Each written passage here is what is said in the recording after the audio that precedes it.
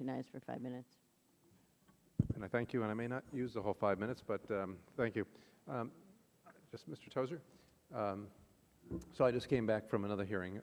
Secretary Geithner is just down the hall, actually, in other building, and made reference to the fact that we just had a hearing in the committee with regard to the GSEs and GSEs reform and the like what there.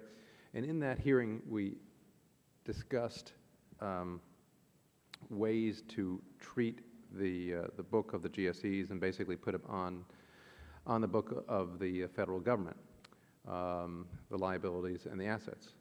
And one of the comments that was made by one of the witnesses that was held in this room was that if you do that, it may actually have a negligible impact on the balance sheet, so to speak, because the assets basically would offset the liabilities, and that if you put it on the books of the U.S. government, as the GSEs securities began, the short-term securities would begin to run off, right, you would reissue U.S. securities to back it, okay?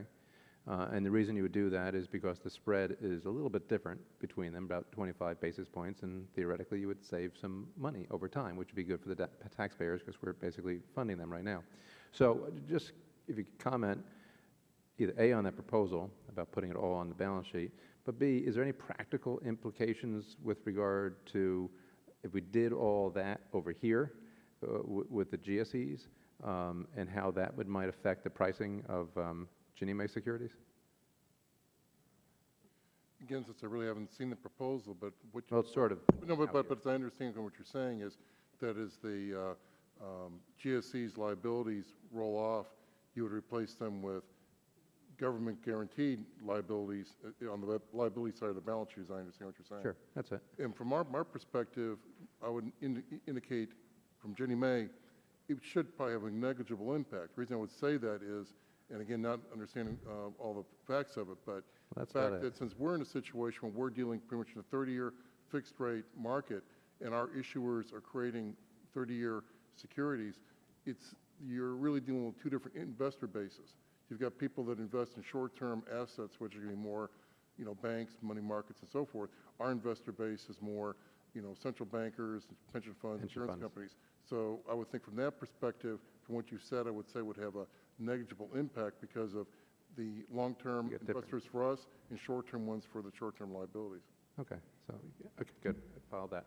And then the second question, Mr. Stevens, Commissioner.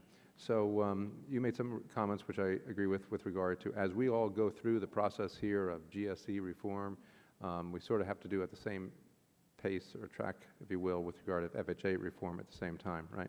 Yes. Yeah, and I think that's crucial because I guess if you don't do that, if all of a sudden we do all the reform tomorrow, so to speak, and that's not a timeline, but so to speak, on the GSEs, then what? Everything will just, if you begin to do as administration sort of says, try to move that in a more private fashion, that could have the effect of funneling a lot of the business over to FHA, right? Now, some of the Treasury's proposals says that over time, their proposal is to change the down payments for the GSEs to 10%. So if you have that effect over here on the GSEs, and you guys are over here at, what, 3.5%, the natural implication is that part of that book will just extend over to you folks.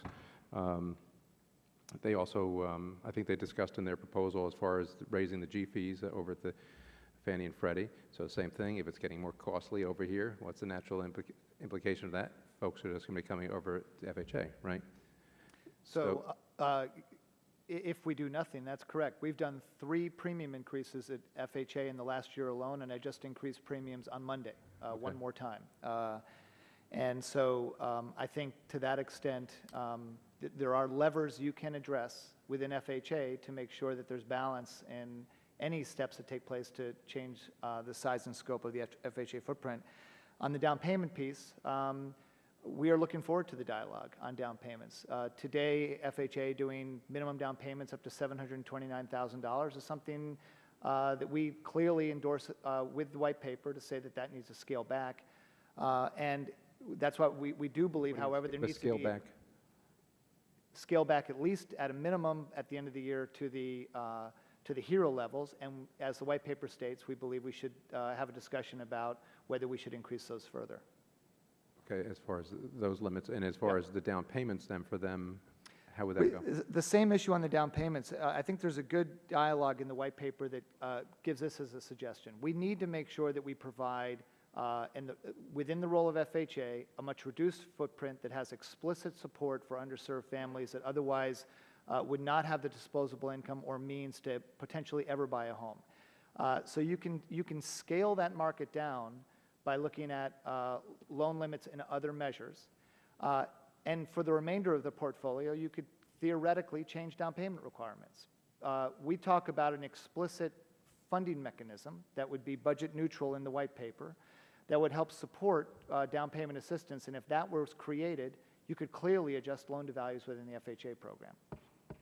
Gentleman's time has expired. Thank you. The gentleman